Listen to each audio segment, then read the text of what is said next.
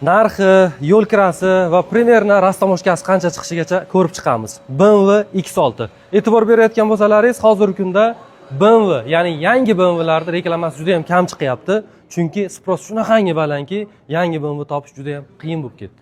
Mana shu X6 ni ham hozir Koreya bo'yicha 1 yoki 2 ta sotuvda turibdi. Ya'ni 2025lari. Atiga 4000 km probeg BMW X6 ni Carbon Black rangligi 40iM Sport. Bu Carbon Black rangi hozir svet yorug'ida ozgina ko'k ko'rinayotgan bo'lishi mumkin, lekin ko'chaga chiqqanda tabiiy holatda o'zi derskiy bo'ladigan mashina. Lazerli faralarda, qo'shimcha doppopsiyali M Sport diskalarda va mashinamiz saloni mana shunaqa brown rangli salon M Sport rullar. Mashina atiga 4000 km bo'lgan hisobiga rullar hali matviy, ranglari ketmagan. Mashinaning hidi ham yangi BMW man deb turibdi.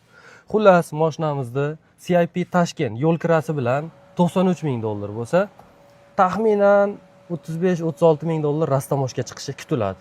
1000 dollar plus minus xato qilgan bo'lsam, bo'yinga osilib olishi yo'q. Men deklarant emasman, lekin sizlar uchun harakat qilib rastamoshkalargacha hisoblab qo'yayapman. Kerak bo'lsa, Barlos Avtoga aloqaga chiqaverasizlar.